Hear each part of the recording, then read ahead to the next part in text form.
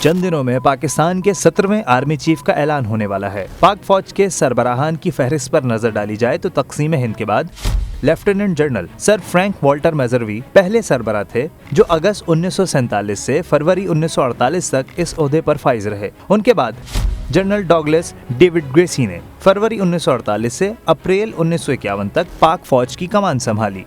تیسرے army chief field marshal محمد ایوب خان بنے، جنہوں نے 17 جنوری 1951 سے 26 اکتوبر 1958 تک یعنی تقریباً 7.5 سال پاک فوج کی کمان سنبھالی۔ چوتھے آرمی چیف جنرل محمد موسیٰ نے 27 اکتوبر 1958 سے 17 ستمبر 1966 تک فوجی سربراہ کی ذمہ داریاں سنبھالے رکھیں۔ ان کا دورانیہ 8 سال رہا۔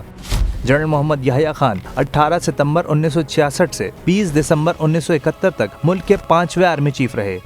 جنرل گل حسن قومی تاریخ کے سب سے مختصر مدت کے لیے فوجی سربراہ بننے والی شخصیت ہیں۔ پہلے ایک ماہ 20 دسمبر 1971 سے 21 جنوری 1972 تک قائم مقام آرمی چیف رہے، پھر 22 جنوری 1972 کو چھٹے آرمی چیف کا عہدہ سنبھالا اور 2 مارچ 1972 تک آرمی چیف رہے۔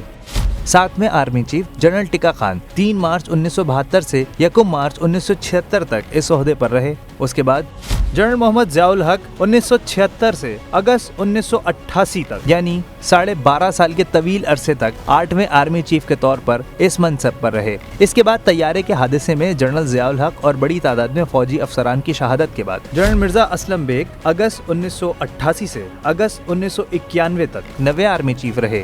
10ویں فوجی سربراہ جنرل آصف نواز جنجوعہ اگست 1991 سے جنوری 1993 تک آرمی چیف رہے۔ جنرل عبدالوحید کاکڑ 11ویں آرمی چیف تھے، جنہوں نے 12 جنوری 1993 سے 12 جنوری 1996 تک یہ عہدہ سنبھالا۔ جنرل جہانگیر کرامت جنوری 1996 سے اکتوبر 1998 تک 12ویں سپہ سالار رہے۔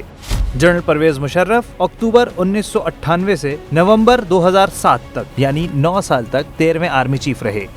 جنرل اشفاق پرویز کیانی پاک فوج کے 14ویں سربراہ ہیں۔ انہوں نے 28 نومبر 2007 کو کمان سنبھالی اور 29 نومبر 2013 کو ریٹائر ہوئے۔ جنرل راحیل شریف کو 15واں سپہ سالار بنایا گیا۔ Army chief general Raheel Sharif کی 29 نومبر 2016 کو ریٹائرمنٹ کے بعد پاک فوج کی سینیورٹی میں لیفٹیننٹ جنرل قمر جاوید باجوہ کو 16واں آرمی چیف بنایا گیا۔